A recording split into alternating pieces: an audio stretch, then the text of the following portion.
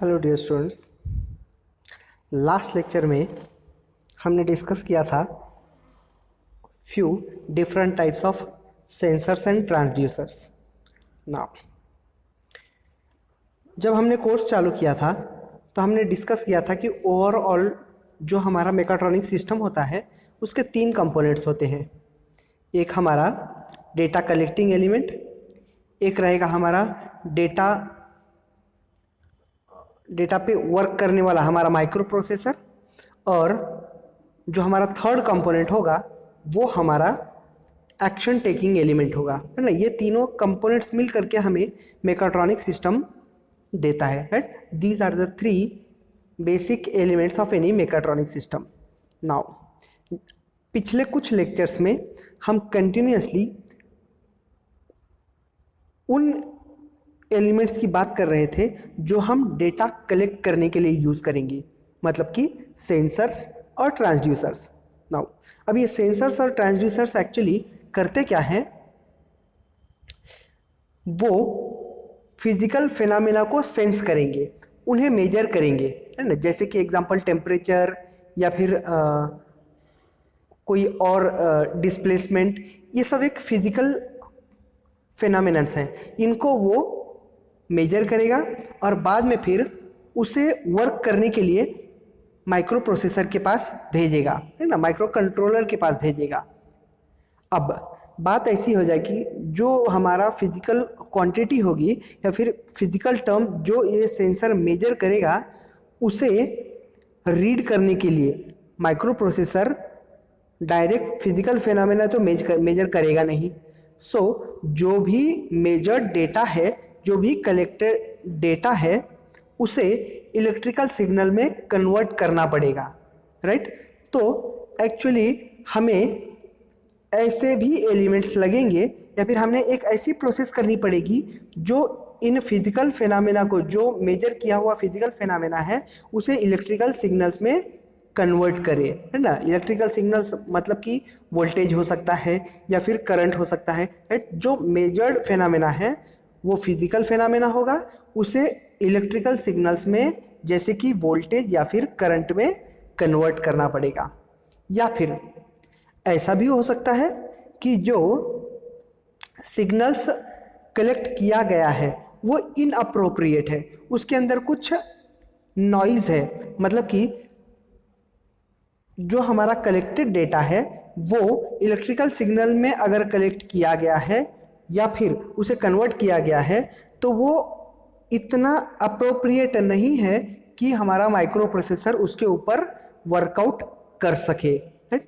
तो ऐसे टाइम पे हमें जो ज़रूरत पड़ती है वो पड़ती है सिग्नल कंडीशनिंग डिवाइसेस की।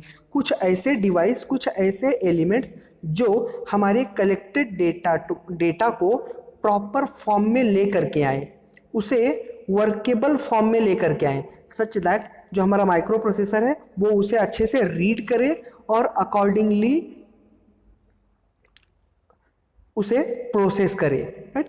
तो जो सिग्नल्स आते हैं ट्रांसड्यूसर्स, वो ऐसा भी हो सकता है कि वो नॉन लीनियर हो या फिर वो बहुत ही रॉ डेटा हो, राइट। तो इन सबको कन्वर्ट करने का जो काम है वो सिग्नल कंडीशनिंग एलिमेंट्स करेंगे, राइट। अब जैसे कि ऐसे भी हो सकता है, अच्छा भाई टेक्निकली देख लेते हैं हम। Now transducers sense physical phenomena such as rise in temperature and convert the measurement into an electrical signal, that is voltage or current. However, these signals may not be in appropriate form to employ them to control a mechatronic system. The signals given by transducer may be nonlinear in nature or may contain noise.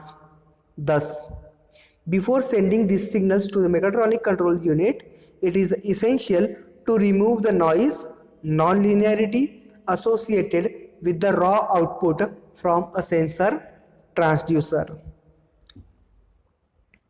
It is also needed to modify the amplitude and form of the output signals into respective acceptable limits and form which will be suitable to the control system.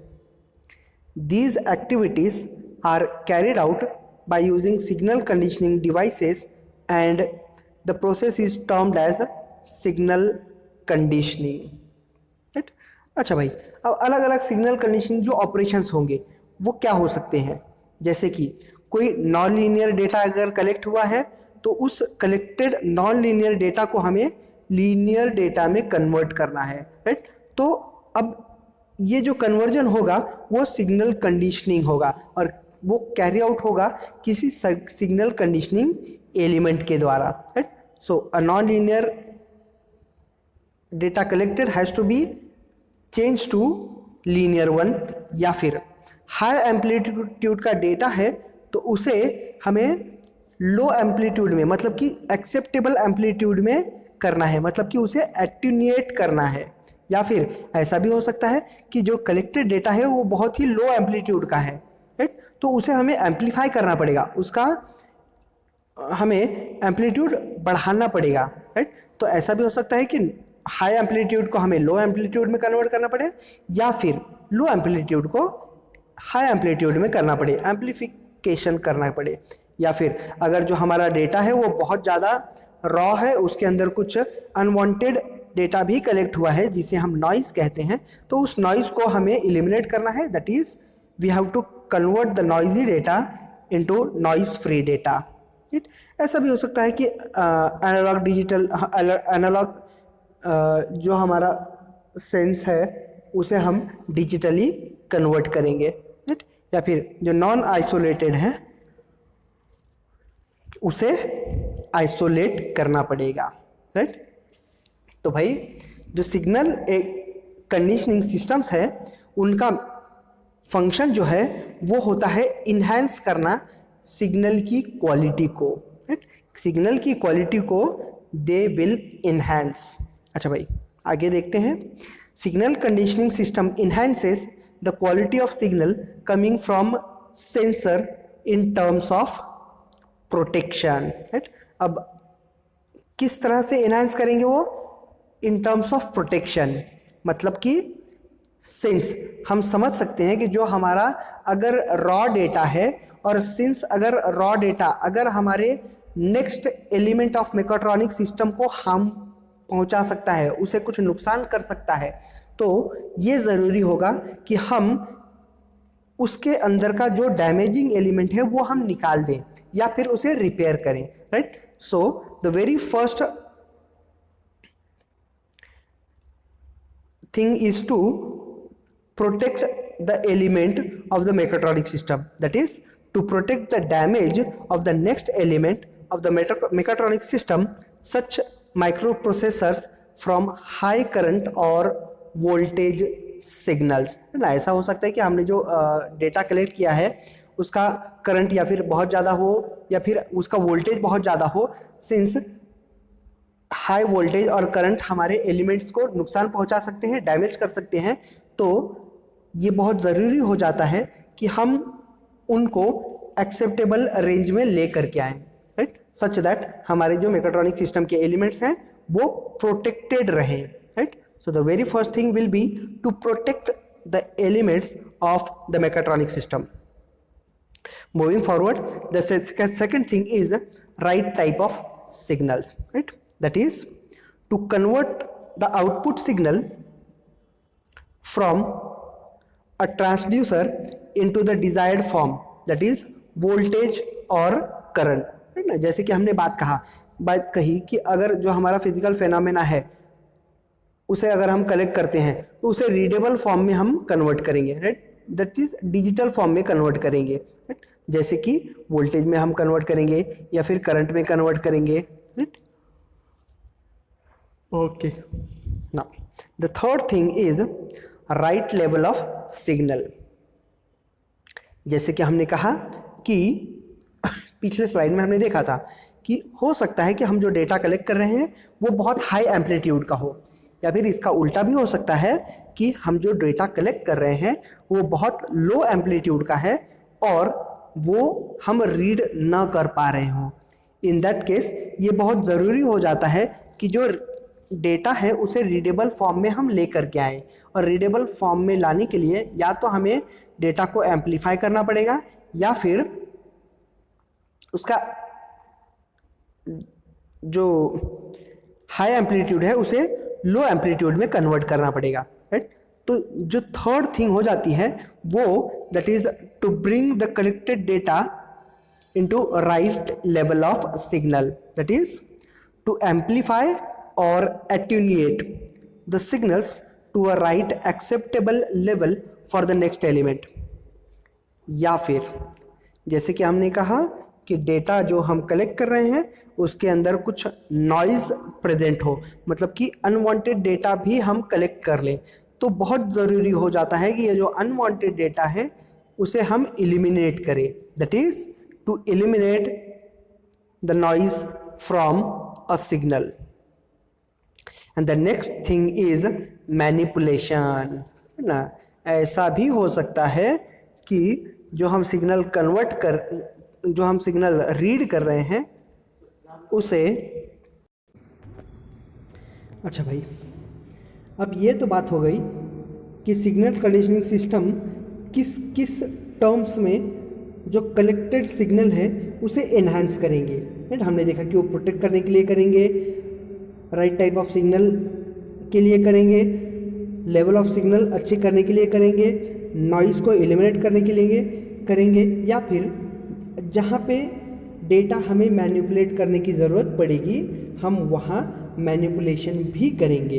ये सब जो factors हैं that is what a signal conditioning system is employed to do so, right. अच्छा भाई, अब इसमें हम एक एक फंक्शन की बात करेंगे, जैसे कि द वेरी फर्स्ट पार्ट हो जाता है एम्प्लीफिकेशन का या फिर एट्यूनिएशन का, है ना। या फिर जैसे कि अगर हमारा कलेक्टेड डेटा है ये बहुत कम एम्पलीट्यूड का है तो उसे हमें मैग्नीफाई करने की ज़रूरत पड़ती है, दैट इज़ एम्पलीफाई करने की ज़रूरत पड़ती है। या फिर वाइस वर्सा, दैट इज़ अगर डेटा हमारा बहुत ज़्यादा एम्पलीट्यूड का है तो सिंस वो एम्पलीट्यूड हमें हमारे किसी मेकाट्रॉनिक सिस्टम के कंपोनेंट को हार्म ना करे, डैमेज ना करे, तो उसे हम एट्यूनिएट करेंगे, उसका एम्पलीट्यूड हम कम करने की कोशिश करेंगे। तो ऐसे बहुत सारे एप्लीकेशन है जहां हमें एम्पलीफिकेशन या फिर एट्यूनिएशन की ज़रूरत पड़ती है। जैसे कि हमारा जो CNC मशीन का मशीन टूल यूनिट होता है, कंट्रोल यूनिट, जहाँ पे वो पैनल होता है जिसके ऊपर बटन्स लगे होते हैं। अब बात ऐसी है कि वो जो कंट्रोल यूनिट है वो वोल्टेज एक्सेप्ट करता है 0 से 10 वोल्ट तक, है ना। लेकिन जो हम CNC मशीन्स के अंदर सेंसर्स लगाते हैं वो जो डेटा कलेक्ट करते हैं वो होता है मिली वोल्ट्स में, मतलब कि 0 से भी कम वोल्ट, है ना। हमने क्या कहा कि हमारा जो पैनल है वो रीड करेगा वोल्टेज जिनका एम्पलीट्यूड होगा 0 से 10 वोल्ट तक का। लेकिन जो हमारा सेंसर हम यूज़ कर रहे हैं वो सेंसर्स डेटा सेंस करते हैं और भेजते हैं जिनकी रेंज होती है मिली वोल्ट्स में। तो अब सीधी सी बात है, अगर 0 to 10 वोल्ट्स का वोल्टेज वो रीड कर सकता है लेकिन उसे उसकी रेंज से कम वोल्टेज अगर मैं फीड करूं तो उसे रीड ही नहीं करेगा, राइट। तो यहाँ ज़रूरत पड़ती है कि सेंसर जो मिली वोल्ट्स में फिजिकल फेनोमेना को सेंस कर रहा है उसे हम एम्पलीफाई करें, उसका एम्पलीट्यूड हम बढ़ाएं और उसे रीडेबल रेंज में ले करके आएँ, दैट इज़ 0 से 10 वोल्ट के बीच हम ले करके आएँ सच दैट हमारा कंट्रोल यूनिट उसे रीड करे, राइट। और ये सब हम करते हैं with the help of operational amplifier, जिसे हम ऑप एम्प भी बोलते हैं। किसके द्वारा करते हैं हम? With the help of operational amplifier. अच्छा भाई, बात कर लेते हैं एम्पलीफिकेशन और एटेन्यूएशन की। Various applications of mechatronic system such as machine tool, control unit of CNC machine tool except voltage amplitudes in a range of 0 to 10 volts. However, many sensors produce signals of the order of millivolts. This low level input signals from sensors must be amplified to use them for further control action. Operational amplifiers are widely used for amplification of input signals. अच्छा भाई, अब जब हम बात करते हैं कि ये जो एम्पलीफिकेशन या एटेन्यूएशन होगा, ये हम मैक्सिमम केसेस में ओप एम्प के मदद से करते हैं। तो आइए देख लेते हैं कि ओप एम्प होता क्या है। जैसे कि आप फिगर में देख सकते हैं, the figure is showing the circuit diagram of N operational amplifier ना। आपके सामने स्लाइड के ऊपर जो डायग्राम है वो ऑपरेशनल एम्पलीफायर का सर्किट डायग्राम है। अब जब हम इसके ओप एम्प की बात करते हैं तो ओप एम्प का अंदर उसके टोटल 5 टर्मिनल्स होते हैं। किसी भी ओप एम्प के टोटल 5 टर्मिनल्स होते हैं। उसके अंदर से 2 इनपुट टर्मिनल हैं, 2 इनपुट टर्मिनल्स हैं जो कि वोल्टेज के इनपुट टर्मिनल्स हैं। एक आउटपुट टर्मिनल है। इनपुट टर्मिनल हम कहेंगे ये एक नॉन इन्वर्टिंग और इन्वर्टिंग, ये दोनों भी इनपुट टर्मिनल हैं जो कि वोल्टेज का इनपुट लेते हैं। और ये हमारा आउटपुट, एक आउटपुट टर्मिनल है, राइट। और 2 हम एक्सटर्नली पावर सप्लाई करते हैं, जैसे कि ये एक पावर सप्लाई और एक पावर सप्लाई। तो टोटल जो टर्मिनल्स होते हैं वो होते हैं 5। ऑपरेशनल एम्पलीफायर में कितने टर्मिनल्स होते हैं भाई? टोटल 5 टर्मिनल्स होते हैं। 2 इनपुट टर्मिनल और 2 पावर सप्लाई और एक आउटपुट टर्मिनल, राइट। अच्छा भाई, अब इसका वर्किंग देख लेते हैं कि in general op amp amplifies the difference between input voltages V+ and V-। जो हमारा वोल्टेज है उसका जो डिफरेंस है उस डिफरेंस को वो एम्पलीफाई करता है, राइट। और जो आउटपुट होता है वो होता है V out equals to G into V+ minus of V-, है ना। इन दोनों का डिफरेंस जो होगा वो हमारा आउटपुट होगा। और जो G है वो है ऑपरेशनल गेन, है ना। ये ऑपरेशनल गेन दोनों भी इनपुट वोल्टेजेस का डिफरेंस के साथ मल्टीप्लाई होगा, right. So the figure shows the inverting configuration of an op amp. The input signal is applied at the inverting terminal of the op amp through the input resistance Rin. The non-inverting terminal is grounded. The output voltage Vout is connected back to the inverting input terminal through resistive network of Rin and feedback resistor Rf. Now at node A we can write, जैसे node A, हमारा जो node है A है that is output, वहाँ हम लिख सकते हैं कि I1 is equal to V in upon R1, V in upon R1। और the current flowing through RF is also I1 because the op amp is not drawing any current. Therefore, the output voltage is given as Vout equals to minus of I1 RF equals to minus of V in RF upon R1. Thus, the closed loop gain of op amp can be given as G equals to Vout upon V in equals to minus of RF upon R1। जहाँ पर जो negative sign है, the negative sign indicates a phase shift between V in and V out। So, dear students, that was all where we started our chapter signal conditioning devices.